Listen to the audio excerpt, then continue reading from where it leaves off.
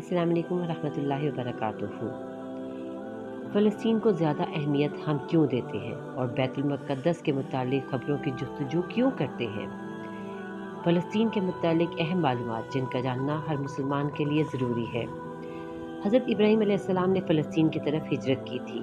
हज़रत लूत अलैहिस्सलाम को अल्लाह ताला ने उनकी कौम पर आने वाले अज़ाब से निजात देकर जिस सरज़मीन पर उतारा वो फ़लस्तीन है।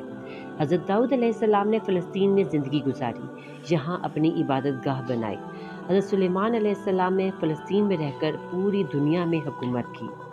हज़रत ज़िक्रिया अलैहिस्सलाम की इबादतगाह फ़लस्तीन में है।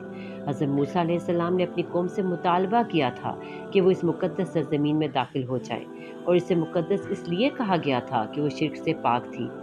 फ़लस्तीन में बहुत से मोअज़ात पेश आए। हज़रत ईसा अलैहिस्सलाम की अपनी वालदा हज़रत मरियम अलैहिस्सलाम से पैदाइश यहीं हुई। इस वक्त हज़रत मरियम अलैहिस्सलाम एक नौजवान बच्ची थीं। जब बनी इसराइल ने ईसा अलैहिस्सलाम को कत्ल करना चाहा तो अल्लाह ताला ने यहीं से इन्हें अपनी तरफ उठा लिया। हज़रत ईसा अलैहिस्सलाम की पैदाइश के वक्त मौका पर हज़रत मरियम अलैहिस्सलाम ने खजूर की एक टहनी को हिलाया। हालांकि वलादत के मौका पर वो बहुत कमज़ोर हो थीं। आखिरी ज़माने की एक अलामत ये भी है कि हज़रत ईसा अलैहिस्सलाम शाम में आसमान से एक सफ़ेद मीनारे पर उतरेंगे और फ़लस्तीन में दज्जाल को कत्ल करेंगे। फ़लस्तीन में ही हश्र व नश्र होगा और आखिरी ज़माने में इसी सरज़मीन में याजूज माजूज कत्ल होंगे। फ़लस्तीन में पेश आने वाले वाक़यात बहुत ज़्यादा हैं। इनमें से एक तालूत और जालूत का वाक़या है। नबी करीम सल्लल्लाहु अलैहि वसल्लम का फ़लस्तीन से क्या ताल्लुक़ था? अगर हम ये सोचते हैं तो बताएं कि नमाज के फ़र्ज़ होने के बाद इब्तिदा में किबला बैतुल मुक़द्दस की तरफ था। जब नबी करीम सल्लल्लाहु अलैहि वसल्लम ने मदीना तैयबा हिजरत फरमाई तो हज़रत जिब्रील अलैहिस्सलाम तशरीफ़ लाए और हुक्म दिया कि अब बैतुल मुक़द्दस के बजाय आप बैतुल्लाह की तरफ किबला रुख नमाज पढ़ें।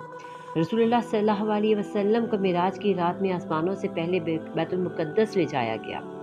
बैतुल मुक़द्दस आपकी पहली मंजिल बना। मक्का मुकर्रमा से रवाना होने के बाद आप यहाँ ठहरे। यहीं अंबिया कराम अलैहिस्सलाम को नमाज पढ़ाई गई। इसलिए बैतुल मुक़द्दस नबियों की जाए क़याम है। हज़रत अबू ज़र रज़ी अल्लाह ताला अन्हु ने रसूलुल्लाह सल्लल्लाहु अलैहि वसल्लम से पूछा, सबसे पहले किस मस्जिद की बुनियाद रखी गई थी? आपने फरमाया मस्जिद हराम मक्का मुकर्रमा।